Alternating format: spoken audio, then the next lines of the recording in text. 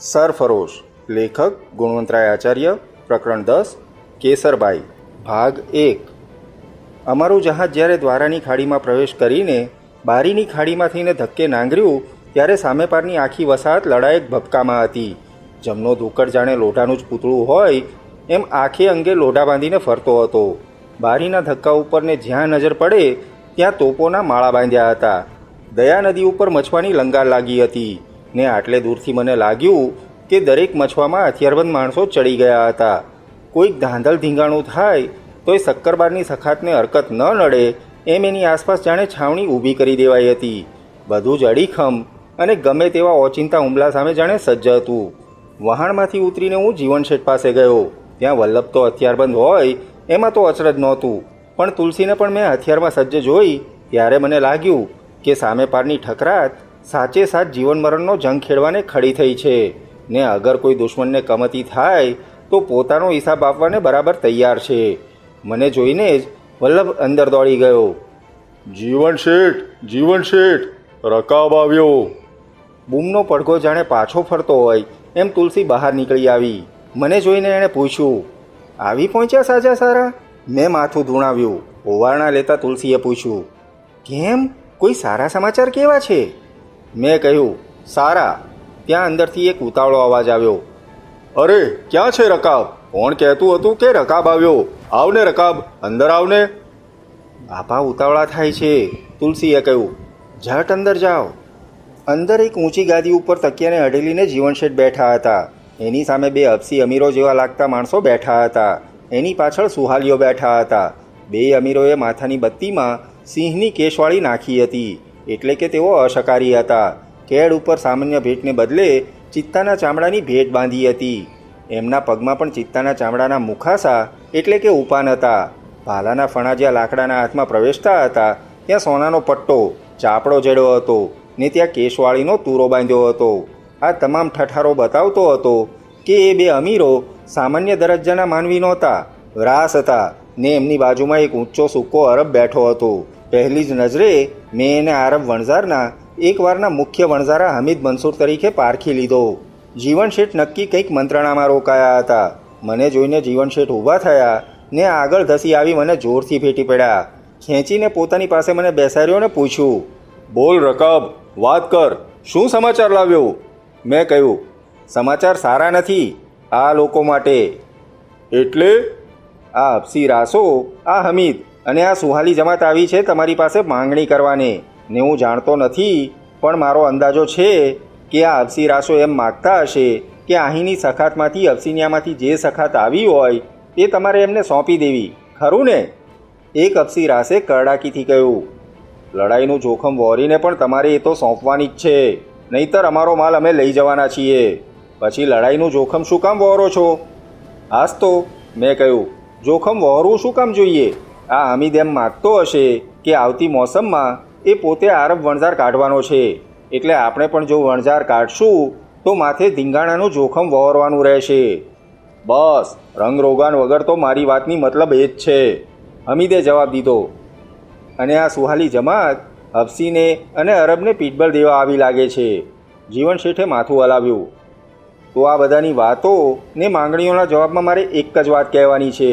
હું જે સમાચાર જીવનશેઠ તમારે માટે લાવ્યો છું એ આ બધાની હાજરીમાં જ કહી દઉં, એટલે બધાને એક સામટો જવાબ મળી જશે। શું સમાચાર છે તમારા? શક્કરબાર જીવે છે, ખુશખુશાલ છે ને આપણને જરૂર પડે ત્યારે આવી શકે એમ છે। ખોટી વાત, હમીદ મંસૂરે વચમાં મોટેથી સૂર પુરાવ્યો। તમારા એ મુરાદે શૈતાન શક્કરબારને આબુ આસમે પકડી લીધો છે ને ક્યારનોય જહન્નમમાં પેશ કરી દીધો હશે। અમને પણ આરબ દરિયાપીર તરફથી ખાસ એવા જ સમાચાર મળ્યા છે। તમને સમાચાર તો જે મળ્યા હોય તે, હું તો સીધો આબુ આસમ પાસેથી જ આવું છું। હમીદ મંસૂર હસ્યો। આબુ આસમ પાસેથી તો મરદું પણ પાછું આવી શકતું નથી। હું જ્યારે આબુ આસમ પાસેથી આવ્યો ત્યારે લાલિયો ઘંટ બંને શક્કરબારના સાગરીતો ઉપા માણેક ને ભીમા જાડેજાના કબજામાં હતા, અને ઉપા માણેક એ બંને દરિયાચોરોની જીવતા ખાલ ઉતરવાની તજવીજ કરતો હતો। રાસ, અરબ ને સુહાલી એકબીજાની સામે જોવા લાગ્યા, એકબીજાથી આંખો ચોરવા લાગ્યા। મેં કહ્યું, તમે જીવનશેઠને જાણો છો, એમને જાણો છો, જરા વધારે મારી તપાસ કરશો તો નાહકની ખુવારી થતાં બચશે. બાકી તો તમે એ ક્યાં નથી જાણતા કે અમારી વિના કારણની સતામણી કરનારની જીવતા ખાલ ઉતારવાની શક્કરબારને આદત છે. જે અમને નહીં સતાવે એના અમે ભાઈઓ છીએ ને એમના સુખ દુઃખના સાથી છીએ. જે અમારી પજવણી કરશે એનો અમે આની પાય ને વ્યાજ સુદ્ધાનો હિસાબ ચૂકવ્યા વગર રહેતા નથી. શક્કરબાર જિંદા હે? એક રાસે પૂછ્યું. જી. શુકર ખુદાના ભાઈ. હફસી રાસે ફેરવી તોડવાનો અખતરો શરૂ કરી દીધો. અમે તો આબુ આસમનો સંદેશો સાંભળીને ચિંતા કરતા હતા કે મુરાદે શૈતાન આબુ હવે શું કરશે, પણ એહસાન ખુદાનો કે આખરે તો બધું ઠીક થાળે પડી ગયું. મારા ચહેરા ઉપર છાવવા માંડેલા તિરસ્કારના હાસ્યને જીવન શેઠે એક કરડી નજરથી બંધ કર્યું. ચહેરા ઉપરની સ્વસ્થતા જરાય ગુમાવ્યા વગર જીવન શેઠે કહ્યું, સૌ સારું જેનું છેવટ સારું. શક્કરબાર વિશે તમારે અફવાઓ માનવી જ નહીં. અમે તો માનતા જ નથી. તમારા શબ્દોમાં કહું તો એ ખાકસાર અને ખુદાનો બંદો છે અને એના કામ ઉપર પાક પરવરદિગારની મીઠીપના છે. હમીદ મંસૂરે વચમાં સૂર પુરાવ્યો. જીવન શેઠ, મારી વાતનો તમે કંઈ અનર્થ કરતા ન હો એમ જ હું તો ઈચ્છું છું. તમે તો જાણો છો કે શક્કરબાર વિશે મને ઘણું માન છે ને હું એની ખૂબ ખૂબ ઇજ્જત કરું છું. એટલે જ દરિયાકાંઠા ઉપર ઉડતી અફવાઓ મેં સાંભળી કે તરત જ હું અહીં આવ્યો છું. દરેક માણસને ખુદાએ કંઈ ને કંઈ બક્ષિશ આપી છે ને શક્કરબાર તો ખુદાનો બંદો છે. મને મનમાં થયું કે ખુદા રહેમ કરે, મગર શક્કરબારને કાંઈ થયું તો આરબ વેપારીઓએ અને ખાસ કરીને વણઝારાઓએ તો સામે પારની ઠકરાત તરફની દોસ્તી રોશન કરવી જોઈએ. તમારી દરખાસ્ત તમારા એક મિત્રને છાજે એવી હતી એ અમે ક્યાં નથી જાણતા, પરંતુ તમે જુઓ છો કે હાલમાં તમને તકલીફ અમારે આપવાની રહે એવું નથી. એમાં તકલીફ શી? હું તો ફરીને કહું છું કે તમે મારી વાતનો વિચાર કરી જુઓ. આપ જરા વિચાર કરશો તો લાગશે કે સમજી ગયો આપની વાત. જીવન શેઠે કહ્યું. પણ તમે તો જાણો છો ને કે શક્કરબારની સંમતિ વગર અમે કશો નિર્ણય નથી લેતા. તમારી દરખાસ્ત હું એમને જરૂર જણાવીશ ને તમારી ઈચ્છા હશે તો એ અહીં આવશે ત્યારે તમને ખબર કરીશ કે તમે એમની મુલાકાતે પણ આવી શકો, અગર તો એ તમારી મુલાકાતે આવે. જીવન શેઠની આ વાતને સાહજિક શિષ્ટાચાર તરીકે ગણવી કે છુપી ધમકી તરીકે ગણવી એ હામિદ નક્કી કરી ન શક્યો. એણે વાત ટાળવામાં જ શોભા જોઈ. અરે ના, એક સાવ સામાન્ય વાતમાં શક્કરબારને તકલીફ શાને આપવી? જેવી તમારી ઈચ્છા. જીવન શેઠે પણ વાતને ગળી. હફસી રાસોને મનમાં વિમાસણ થઈ કે જેટલી સહેલાઈથી હમીદનું પ્રકરણ પત્યું એટલી સહેલાઈથી એમનું પ્રકરણ પતે એમ નથી. હમીદ તો ગમે તેમ તોય વેપારીનો દીકરો હતો ને વેપારી સામે વાત કરી શકતો હતો. એટલે ઉડાડેલી ચકલીને પાછી બોલાવીને માળે બેસાડવાનું કામ એને માટે ખાસ મુશ્કેલ ન હતું. અંદરખાનેથી જીવન શેઠ અને હમીદ મંસૂર બરાબર સમજી ગયા હોય તો બહારનો વિવેક એ બેય જાળવી શક્યા હતા. પરંતુ પોતે તો આવતા વેંત જ લડાયક ભપકાથી વાત શરૂ કરી હતી. શક્કરબારને ખરેખર અકસ્માત થયો જ હોય. શક્કરબાર જો ખરેખર આરબ ચાંચે આબુના હાથમાં પકડાયો જ હોત તો એ ભાષા આસ્થાને પણ ન કહેવાત ને પોતાનો લડાયક ભપકો પણ ગજા ઉપરવટનો ન ગણાત. પરંતુ એમની વાતનો પાયો જ ખોટો નીકળ્યો. એનું કેમ કરવું? એક રાસે કહ્યું. જીવન શેઠ, અમારી ઉતાવળ થઈ ગઈ દેખાય છે. અમારી માંગણી જાણે અમે કરી જ નથી એમ જ માની લો તમે. જીવન શેઠે એમને કહ્યું. તમે તો જાણો છો કે અમારે તો અહીં શાંતિથી જ રહેવું છે અને બને ત્યાં સુધી કોઈની સાથે ઝઘડો કરતા જ નથી.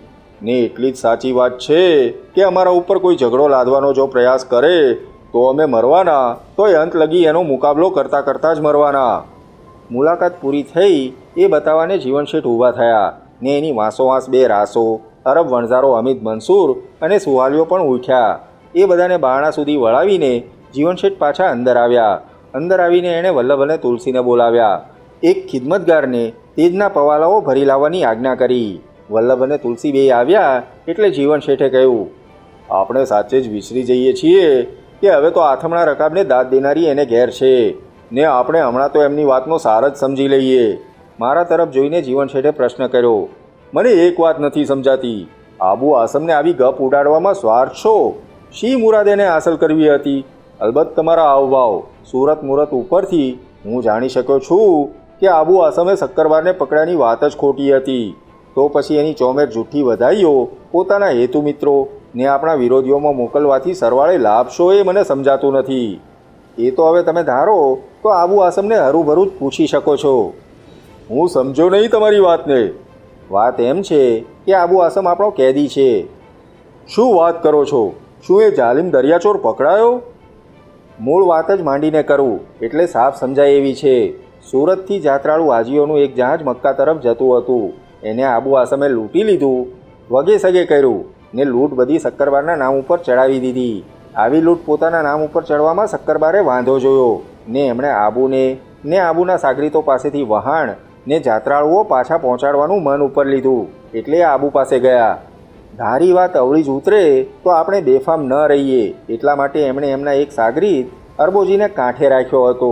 આબુ પાસે શક્કરબાર ગયા, આબુએ પકડી લીધા ને ઉમંગથી ઉતાવળમાં આબુએ આ વાતનો ચારેકોર પડો બંધાવ્યો. પણ આખરે એમાં પકડાયો આબુ. જરા હસીને મેં ઉમેર્યું ને હું નીકળ્યો ત્યારે લૂંટનો માલ ને માણસ ક્યાં છુપાવ્યા છે એની લાલિયા ઘંટ અને આબુ આસમની તપાસ ભૂપો માણેક કરતા હતા ને શક્કરબાર પોતે કચ્છના રાના ખાસ નોતરાથી કચ્છ તરફ ગયા છે. જીવન શેઠે સવાલો પૂછીને મારી પાસેથી લાલિયા ઘંટ સાથે મારે થયેલા ધીંગાણાની વાત મેળવી લીધી. લાલિયા ઘંટની મારે હાથે થયેલી ફજેતી જીવન શેઠને વલ્લભ બંનેને પ્રિયકર લાગી. તુલસીએ કહ્યું, પણ આથમણો રકાબ હજી સીધો અહીં જ આવે છે ને પોતાને ઘેર નથી ગયો એની તો તમને ખબર છે ને? હા, એ વાત સાચી. ચાલો, મુદ્દાની વાત તો જાણી લીધી, બીજી વાતો નિરાતે કરશું. હું ત્યાંથી વિદાય લઈને મારે ઘેર ગયો.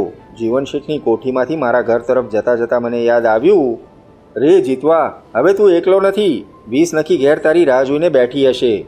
રાહ જોઈને? રતન મારી રાહ જુએ એ વાતમાં મને તથ્ય ન લાગ્યું. હું ઘરે પહોંચ્યો ત્યારે મેં જોયું કે મારી એ માન્યતામાં જરા સરખોય ઘટાડોય નહોતો. એક વાતમાં તો જરા સરખોય શક નહોતો કે આથમણો રકાબ પાછો આવ્યો છે. શક્કરબારને રૂબરૂ મળીને આવ્યો છે. શક્કરબારને કોઈ કરતાં કોઈ હરકત નથી, ઉલટાનું શક્કરબારે આબુ આસમને પકડ્યો છે અને સામે પારની ઠકરાત ઉપર ભયનું જે કાળું વાદળ હતું અને જેને કારણે કોઠીએ કોઠી લડાયક સાથ સજીને આવતા ભયનો મુકાબલો કરવાની દહેશત હતી એ આખું એ વાદળ વિખરાઈ ગયું હતું અને એના સમાચાર લઈને આવ્યો છે. એ વાત તો સામે પારની વસાહતમાં ઘેર ઘેર જાણીતી થઈ હતી. જીવન શેઠની કોઠી ઉપરથી મારા વાસ સુધી જતા રસ્તામાં પણ મને જોવાને કંઈક માણસો મળ્યા હતા ને દરેકના મુખ ઉપર એક એ છાયા હતી કે આથમણો રકાબ ફરીને એકવાર એક વધુ સાહસ કરીને આવ્યો છે અને વસાહત માટે એક વધુ અભય લઈને આવ્યો છે. કોઈએ મને હાથ જોડ્યા, કોઈએ મને રામ રામ કર્યા, કોઈએ મને જય શ્રી કૃષ્ણ કર્યા, કોઈએ મને હસીને પૂછ્યું, કેમ આવી પહોંચે ને? જમનો ધુકર તો દોડીને મને લોઢા સહિત જ ભેટી પડ્યો. અગર કંઈ પણ ધીંગાણું થાય તો વધારેમાં વધારે સહન કરવાનું રહેતું હતું શક્કરબારની સખાતના વાસને. એમને માથે તો ભય હતો ફરીને પાછા ગોલાપામાં ગોંધાવાનો, ભૂસરાનો ને શક્કરબાર અને આબુ આસમના સારા અને લાવવાજોગ સમાચાર લઈને આબુ આસમની ગિરફતારીને નજરો નજર જોઈને હું પાછો આવી ગયો છું. એવા સમાચાર વાસમાં પહોંચ્યા ત્યારે તો ત્યાં આનંદોત્સવ જ થઈ રહ્યો હતો. આખો વાસ જાણે નવી દિવાળી આવી હોય એમ જળાહળા થઈ ગયો હતો. નદીમાંથી પાણી ખેંચી ખેંચીને ચોકને છાંટી દેવામાં આવ્યો હતો. હાથ મળ્યા ઝાડના પાનના લીલા તોરણો બંધાઈ ગયા હતા. જાણે સામટી રસોઈ થઈ હોય એમ બે એક છાપરામાંથી ધુમાડાનો અખંડ થાંભલો આબને બાઝતો હતો. જાણે ધુમાડાના કુવાથમ નીચે આખો વાસ એક જહાજ બનીને આનંદના સાગર ઉપર હિલોળે ચડ્યો હતો. જાતભાતના સાજ વાગતા થઈ રહ્યા હતા. ધન ધન ધન ધન. જીવન શેઠની કોઠી ઉપરથી ભયના વાદળ વિખરાઈ ગયા છે અને બધું સુખ સવલત છે એનો સંકેત આપતી તોપોના ધડાકા ઉપર ધડાકા સંભળાયા. થોડી વારમાં એ સંકેતના સ્વીકારનો બાર દેરા ઉપરથી તોપોનો વળતો અવાજ સંભળાયો. અરબોજી પરમાર પણ દોડતો આવ્યો ને મેં એને સમાચાર આપ્યા. જરાય સરખું એ વિશેષ વિવરણ સાંભળવાને રોકાયા વગર જ જે વહાણમાં હું આવ્યો હતો એ વહાણ ઉપર અરબોજી દોડી ગયો. જાણે નવી વસંત આવી હોય ને પાનખરમાં મુરઝાઈ ગયેલા વૃક્ષો ફરીને નવપલ્લવિત બને ને એમાં પંખીઓ દાબ્યા દાબી ન શકાય એવા આનંદના કિલ્લોલ કરે એવો આ ઠકરાતીનો દીદાર થઈ ગયો હતો. પરંતુ એ વસંત મારા વાસમાં જાણે આવી ન હતી. મને રતનનો કોઈ વિચાર ન હતો, રતનની કોઈ ઉમેદ ન હતી. છતાં સમસ્ત વસાહત આજે જે આનંદ માણવા માંડી હતી તેમાં તો એણે ભાગ લેવો જોઈતો હતો અને નથી લીધો એનું તો મને દુઃખ થયું ખરું. એટલું તો હું જાણતો હતો કે રતન મારી કેવળ ચૂંદડીની જ ચોર હતી ને નામની પરણેતર હતી. લગ્નની પહેલી રાતે જ એ મારી સામે કટાર લઈને ઊભી થઈ ગઈ હતી અને અમારા સંયુક્ત હોવા જોઈતા શયનગૃહને જાણે પોતાનો આગવો ગઢ બનાવીને બેઠી હતી ને ગઢના બંધ દરવાજા પાછળ જાણે કોઈ ડાકુ કે બહારવટિયા સામે પોતાનું રક્ષણ કરતી હોય એમ એની સુરત મૂરત હતી. મારી વાત તો તમને ફરી ફરીને કહું તો તમને સાંભળીને કંટાળો જ આવે, પણ તોય એકવાર વધુ કહી દઉં કે મને રતનનો કે કોઈ બીજી નારીનો આજ પહેલાં કદી મોહ થયો નથી. હું વનવગડાનો ભમનારો માનવી. મારે વળી ઘરબારને કે ઓરતને કરવા છે શું? મેં 20 નખીઓના અનેક નાના મોટા નખરાઓની ને છણકાઓની વાતો સાંભળી હતી ને એમાંથી એકને પણ હું જીરવી શકું કે પોષી શકું એમ ન હતું. રતન સાથે મારા લગ્ન એટલી ઝડપથી ને કોઈ હા ના કરવાનો કોઈને અવકાશ મળે એ પહેલાં જ થઈ ગયા. પણ લગ્નની વિધિ માત્રમાં તો કોઈ એવો જાદુ નથી કે કોઈ એવો તિલસમ નથી કે પળવારમાં માણસના મનનો વર્ષોનો બાંધો ફેરવી શકે. જવા દો હવે એ પારાયણ તો સર્જન જૂની છે ને પ્રલય સુધી રહેશે. પરણ્યાના વ્યવહાર વિવેકને વર્તાવની વાતો કરનારો હું કોણ?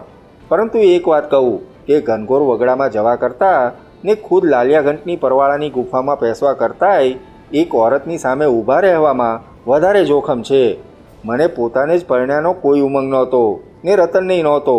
તોય મારા આવવાના સમાચારનો જરા સરખોય પ્રત્યાઘાત ખુદ મારા જ ઘરમાં ન પડે એ તો મને જરા ખૂંચવા લાગ્યું. મોતના મોઢામાં મેં પગ મૂક્યો હતો ને ત્યાંથી વસાહતને મોતના મુખમાં પેસવાનું નથી એ સમાચાર હું લાવ્યો હતો. એનો આનંદ આખી વસાહતમાં હતો. અલબત્ત એ ખરું કે લોકોનો આનંદ મારી સલામતીમાં હોય એના કરતાં શક્કરબારની સલામતીમાં જ વધારે હતો. મારા મનને આમ વાળું છું તેમ વાળું છું, મનમાં આમ વિચાર કરું છું ને તેમ વિચાર કરું છું, તોય ખુદ મારા વાસમાં જ, આખી ઠકરાતમાં એક જ વાસમાં, અને તે પણ મારા પોતાના જ વાસમાં જરા સરખાએ આનંદનો સદંતર અભાવ પ્રત્યક્ષ જોઈને મને ચીડ ચડી. ઘરના બારણા આગળ વિઠલો હતો ને સુહાલી પણ હતો. એ બંને મૂંગા મારા પગમાં પડ્યા. પછી એમણે મારી પાસેથી મારો બોજ લઈ લીધો. વિઠલાએ દોડતા એ બધું મૂકી દીધું પરસાળમાં એની જગ્યાએ. સુહાલી પાણીની સુરાઈ લાવ્યો. મેં હાથ પગ ધોયા. વિઠલો દોડતો જ સગડી કરવા ગયો ને એના ઉપર એણે મારા માટે ગરમ પાણી મૂક્યું ને કેવળ સુહાલી જ બનાવી શકે એવા તેજનો જામ લઈને સુહાલી મારી સામે પ્રફુલ્લ ચહેરે ઊભો રહ્યો. પરંતુ મારા આવવા સાથે, નોકરોની દોડધામ સાથે જાણે પોતાને કંઈ નિસ્બત જ ન હોય એમ રતને કશી જ હિલચાલ કરી નહીં. હું એની સામે જોઈ રહ્યો. એણે મારી સામે નજર કરી, બસ એટલું જ. જાણે અમે એકબીજાને કદી મળ્યા જ ન હોઈએ એવી રીતે અમારી નજર તારવી લીધી. હું થોડીવાર ખાટ ઉપર બેઠો. મને ઘણા વિચારો આવવા જોઈતા હતા, પણ મારા મનમાં અત્યારે એક જ વિચાર આવ્યો. મારા આવાસમાં રતનની જરૂર જ શી હતી? એ એના ગુમાનમાંથી નીચી જ આવતી નહોતી. આસપાસની હવા સાથે જાણે પોતાને કશી જ નિસ્બત ન હોય એમ જાણે એ કોઈ ધર્મશાળામાં જ રહેવા આવી હતી. જલી ગયેલા દીવાની વાટ ઉપર મોગરો હોય એમ એના મોઢા ઉપર કોઈ ન સમજાય એવી અહમન્યતા હતી. જાણે કોઈ ગામધણી ગરાસણી પોતાના ગામમાં પોતાના વસવાયા વચ્ચે રહેતી હોય એવી એની સુરત મુરત હતી. વિઠલા, મેં સાથ દીધો. વિઠલો હજી હમણાં જ આમ તેમ આટા મારતો હતો. મારા માટે સગડી ઉપર પાણી મૂકતો હતો અને હવે ગયો ક્યાં? મારે એને એક કામે મોકલવો હતો, પણ વિઠલો નજરે દેખાયો નહીં. મારો સાથ પણ જાણે એને સાંભળ્યો નહીં. વિઠલા, મેં ફરીને જોરથી બૂમ પાડી. બાજુના ખંડમાંથી મેં અવાજ સાંભળ્યો, કંઈક બેપરવા, કંઈક અભિમાની, કંઈક તોછડો. કહી દે એને કે હું હમણાં કામમાં છું એટલે નહીં આવી શકું. રતનનો અવાજ સાંભળીને હું એકદમ ઊભો થયો. તમામ 20 નખીઓમાં એક ભ્રમ હોય છે. એમની સુરત મુરત જરા ગોરી, જરા નમણીને જરા ઘાટીલી હોય એટલે એ લોકો ગમે તેમ પુરુષ તરફ વર્તવાને હકદાર બને છે. જાણે કે રૂપ આપીને ભગવાને એમને માણસ જાતને હથેલીમાં નચાવવાનો સદર પરવાનો આપ્યો છે. બીજા કશાને ખાતર નહીં તો પણ આ મારા પોતાના ઘરમાં કશી જ અવ્યવસ્થા ન થાય એટલા ખાતર પણ મારે રતનનો આ ભ્રમ સદાને વિદારવો જ રહ્યો. આ ઘરની એક ધર્મશાળા ગણનારી બાઈ મારા ઘરમાં મારે માટે નોકર ચાકરની ને રહેણી કહેણીની કોઈ ગડબડ મચાવે એ મને પસંદ જ ન હતું. ને વિશાળ સરોવરની લીલી ઘટનાઓમાં રંગબેરંગી પંખીઓને ને પહાડોની કરાડોમાં સિંહણોને સ્વેરવિહારે ખેલતી જોનારો હું. મને રતનના રૂપ આગળ જરા સરખાએ બાયલા થવાનું કશું જ કારણ ન હતું. આખરે તો કવિઓ, ચારણો, હરિકથાકારો રૂપવતી સ્ત્રીના વર્ણનને માટે જંગલના પંખીઓ અને પશુઓનો જ આધાર શોધે છે ને એ પંખીઓને મેં પાંજરામાં જ નહીં, ચિત્રમાં નહીં, વગડામાં એમના પોતાના કુદરતી થાનકોમાં જોયા હતા. રતનનો ભ્રમ તો ટાળવો જ જોઈએ, નહીં તો આ મારું ઘર મારે માટે જ ધર્મશાળા જેવું બનવાનું હતું. જવાબ સરખોય દેવાની જરૂર જોયા વગર જ ઊભો થયો. ધીમે ધીમે હું રતનના ખંડમાં ગયો. એ ખંડને રતને પોતાનો અલાહેદો ખંડ બનાવ્યો હતો. એમાં કેટલીય ચીજો એણે નવી મૂકી હતી ને કેટલી ચીજો એણે ખેસવી નાખી હતી. અંદર ઓરડામાં વિઠલો ખાટ બાંધતો હતો. મારા ઘરમાં ખાટ હતી એક ને એ મારે માટે હતી. આ બીજી ખાટ ક્યાંથી આવી એની જરા સરખી ઇંતજારી બતાવ્યા વગર કેડથી પણ નીચે ઝૂલતો રતનનો કાળો ચોટલો એની આખી પીઠ ઢાંકી દેતો હતો. શેષનાગ પોતે જાણે ફણા માંડીને બેઠો હોય એવો રતનનો દેખાવ પણ મારું એક કદમ સરખું રોકી ન શક્યો. મારી એક નજર સરખીએ એક પળ માટે પણ રોકી ન શક્યો. છત સામે ઊંચું જોઈને નીચેથી ખાટના લાંબા સળિયાને છતના કેડામાં ભેરવવા મથતા વિઠલાને મેં કાનથી પકડ્યો. જોરથી એક તમાચો એને મેં લગાવી દીધો. હું જ્યારે બોલાવું ત્યારે કોઈ પણ કારણે મને જરા સરખોય તારે વાયદો કરવાનો નથી વિઠલા. જી જી જી. વિઠલાના હાથમાંથી ખાટનો આંકડો છટકી પડ્યો. એના માથામાં ભટકાઈને સામી ભીતે ચોડેલા એક આઈના સાથે અફળાયો. આઈનાના સેંકડો કટકા થઈ ગયા. તમે રતનનો તરડો અવાજ આવ્યો. માણસ છો કે એવન? હું જે છું તે ભાઈ, મેં રતન તરફ નજર સરખીએ કર્યા વગર કહ્યું. પણ મારા ઘરમાં માલિક થઈને રહેવા માગું છું.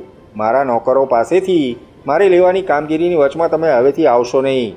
તમારે જરૂર હોય, અહીં તમામ સ્ત્રીઓ તમામ કામકાજ હાથે જ કરે છે. છતાં તમારાથી એ ન થઈ શકતું હોય તો તમે બેશક માટે એક સ્ત્રી નોકર શોધી શકો છો ને શક્કરબારના સખાતની વાસમાંથી મળી રહેશે, મેં કહ્યું. અને વિઠલા, તું જા, નંદરામ ગોરને અત્યારે જ બોલાવી લાવ. એક શબ્દ બોલ્યા સિવાય વિઠલો ત્યાંથી મુઠ્ઠીઓ વાળીને નાઠો. હું પણ રતન સામે એક નજર સરખીએ કર્યા વગર જ પાછો પરસાળમાં જઈને બેઠો. વિઠલો દોડતો ગયો હતો. નોકર તરફ માલિકનો વર્તાવ કેવો થઈ શકે છે એના ઝેરના પારખા કરવાની વિઠલાની ઈચ્છા જ નહોતી. પગરખાં પહેરવાની વાટ જોયા સિવાય જ એ દોડ્યો હતો. હું નાહી ધોઈને એના પાછા ફરવાની રાહ જોતો હતો. મારા ઘરની મારે જોઈતી વ્યવસ્થા ઉથલપાથલ ન થાય એ માટે એક રસ્તો મેં વિચાર્યો હતો. અચાનક મને દેખાયો હતો ને મને એ સૂઝ્યો ને એટલો સાહજિક લાગ્યો કે એને પાર ઉતારવાને મેં નંદરામ ગોરને બોલાવ્યા હતા. મેં તમને અગાઉ એકવાર કહ્યું છે કે રતન આવી હતી મારી ઓરત થઈને. મારે કોઈ ઓરત આમ તો કરવી જ ન હતી. મારા જેવા રઝળુને ઘરની ઓરતના બાળ બચ્ચા અને બાળ બચ્ચાની આચર કુચર આમ તો પોસાય જ નહીં ને. આજ પહેલાં મને મારી જિંદગીમાં કદી એ 20 નખીની જરૂર લાગી જ ન હતી ને આજ પણ લાગતી ન હતી. મરદને જો મરદ જ રહેવું હોય અને જુઠ્ઠા બહાનાઓ ને જુઠ્ઠી જંજાળોની ચૂડમાંથી બચવું જ હોય તો એણે કોઈ ઓરત જ વસાવી નહીં જોઈએ. આપણા સમવયસ્કોમાંથી જેને હોય તેના ઓરતવાળા ઘરો જોઈએ છીએ. ત્યારે મને એ હર હંમેશ વાસનાના જેલખાના જેવા લાગ્યા છે. આ તો મરદના જીવનમાં સ્ત્રી એક સદંતર નિરુપયોગી વસ્તુ છે. સ્ત્રી પોતે પણ જાણે છે કે એ નિરુપયોગી છે, એટલે પોતાની સલામતીને ખાતર જ પોતાની ઉપયોગિતા ઊભી કરે છે. વગડામાં કોઈ અડીખમ ઝાડને કોઈ વેલ વીંટળાઈ વળી હોય એમ એ વીંટળાઈ રહે છે. અને એ ઘર રખુપણું, વ્યવહારિકપણું, સંસાર ગૃહસ્થીપણું, ખાનદાની કુળ એવા નામો આપીને પોતાની નિરુપયોગિતા ઉપર રંગરોગાન ચડાવે છે. સ્ત્રી જો ખરેખર નિરુપયોગી ન હોય તો લગ્ન વ્યવસ્થામાં આટલી ચીકાશ અને દીર્ઘસૂત્રીપણું ને અગ્નિની શાકની વાતો જ ઊભી ન થાત. બે સમોવડિયા પુરુષો મિત્રો બને છે, એકબીજાના સુખ દુઃખમાં ભાગ લે છે, સાંજે માંદે એકબીજાની સેવા કરે છે ને ભીડ પડે એકબીજા માટે માથા ઉતારી આપે છે. ત્યારે કોઈ શાસ્ત્રની વિધિ કે કોઈ અગ્નિની શાક કે કોઈ 4 ફેરા કે 7 પગલાં ભરીને પ્રતિજ્ઞાઓ લેતું નથી, કેમ કે એકબીજાની મૈત્રી એકબીજાને ઉપકારક છે. સ્ત્રીઓનો સાથ મેળવવા માટે અગ્નિની શાખ રાખવી પડે છે. ઘરમાં આવીને પોતાના નિરુપયોગમાંથી એ પોતાનો ઉપયોગ ઊભો કરે છે. સામાન્ય રીતે પુરુષોએ હાથે કરવાના કામ એ જાતે કરવા માંડે છે. વસવાયા પાસે કરાવવાના કામ એ કરી લે છે ને એમ પગલે ને પગલે એના વગર જાણે પાટલો ફરતો ન હોય એવી વ્યવસ્થા એ ઊભી કરી દે છે. એની વ્યવસ્થાની જાળમાંથી છૂટા થવું એ ભલભલા જોગી જોગંદર માટે પણ મુશ્કેલ થઈ જાય છે. અને આ બધા ઉપર પાછો વાસનાનો પાકો રોગાન તો હોય જ છે ને આને સ્ત્રીઓ પ્રેમ તરીકે ઓળખાવે છે, પુરુષો પ્રેમ તરીકે ઓળખે છે ને એમ ઘરમાં આવેલી બબરચી, પિસ્તી ને ખર આખરે પીર થઈને બેસે છે. આ બધું પારાયણ તમારી પાસે હું એટલા માટે કરું છું કે રતને તો આવું પણ કંઈ કર્યું જ ન હતું. એ તો ઉલટાની મારી સગવડ માટે રાખેલા મારા નોકરોને પણ રોકી રાખતી હતી. છેવટે કંઈ નહીં તોય વિઠલાની ને સુહાલીની મારે જરૂર ન રહે એટલું એણે કર્યું હોત તોય હું કંઈક ગણીમત ગણત, પરંતુ એવું કંઈ એણે કર્યું નહીં. સરવાળે મારે નંદરામ ગોરને બોલાવવા પડ્યા. એક કેદી પોતાના બંધન વિમોચનની જે ઇંતજારીથી રાહ જોઈ રહે એ ઇંતજારીથી હું નંદરામ ગોરની રાહ જોઈ રહ્યો હતો. મને જે રસ્તો સૂઝ્યો અને જે સવેળા અખ્તિયાર કરવાને હું તૈયાર થયો હતો એ રસ્તો રતનને ગમશે કે નહીં એ સવાલ મને થતો જ નહોતો. એ સવાલ રતનનો હતો. એણે પોતાની પથારીની સોળ તાણી હતી અને હવે એ પથારીમાં સૂવાનું જ રહ્યું. રાત વીતવા માંડી. પણ હજી નંદરામ ગોર તો આવ્યા જ નહીં અને વિઠલો પણ દેખાયો નહીં. વિઠલો નંદરામ ગોરને લીધા સિવાય પાછો ફરે એ વાતમાં તો કંઈ સાર જ ન હતો. ઘણીવાર થઈ અને વિઠલો ન આવ્યો કે નંદરામ ગોર ન દેખાયા એટલે મેં સુહાલીને વિઠલાની તપાસ કરવાને મોકલ્યો. સુહાલીએ દરવાજા બહાર પગ મૂક્યો કે સિંહના બચ્ચાને રમાડતી રતન એના ઓરડાના બારણાના ઉંબરા ઉપર આવી. તમને આ સિંહનું બચ્ચું યાદ હશે. અમારા ચોકમાં એક સિંહણ એના બચ્ચા સાથે શિકારની શોધમાં આવી હતી ને સિંહણને સુવાલીએ મારી નાખીને એનું બચ્ચું કેળવવા રાખ્યું હતું. એ આ બચ્ચું હતું ને રતને એ અપનાવ્યું હતું. બચ્ચાને નીચે મૂકીને રતન મારી સામે એકટીસે જોઈ રહી. એના ચહેરા ઉપર લાલ રંગનો જાણે અંગોળ કર્યો હતો. એની આંખમાંથી જાણે આતશ ઝરતો હતો. ક્યાંય સુધી એ મારી સામે જોઈ રહી, જાણે એ પોતાની આંખોથી મને જીવતો જલાવી મૂકવા માગતી હોય. મારી જગ્યાએ કદાચ લાલિયો ઘન કે આબુ આસમ હોત તો તે પણ જાણે જીવતા જ ખાક થઈ ગયા હોત. પણ મેં વગડામાં રતનની આંખો કરતાંય વધારે ડંખીલી, વધારે ઝેરીલી ને વધારે આતશ વરસાવતી આંખો તો કેટલી વાર જોઈ નાખી હતી. જેના દર્શન માત્રથી જમદૂતના તેડા ઉતર્યા કહેવાય એવા કેટલાય દર્શન પણ મેં કર્યા હતા. એટલે રતનના મનમાં કોઈ રોષ હોય તો એ મને સ્પર્શતો ન હતો ને રતન મારા ઉપર કોઈ પ્રયોગ કરવા માગતી હોય તો એ એળે જતો હતો. પરંતુ એ પ્રયાસિત પ્રયોગ નહોતી કરતી એમ એ બોલી ત્યારે જ મને જણાવ્યું. એ ખરેખર રોષથી જ પ્રજ્વળી ઉઠી છે એમ એના કમતા ને તૂટતા ને તરડાઈ જતા અવાજ ઉપરથી મને વર્તાયું. તમે તમે તમે વિઠલાને અને સુહાલીને બેયને એકસાથે બહાર શા માટે મોકલ્યા? એણે પૂછ્યું. એના સવાલની મતલબ તો હું સમજો.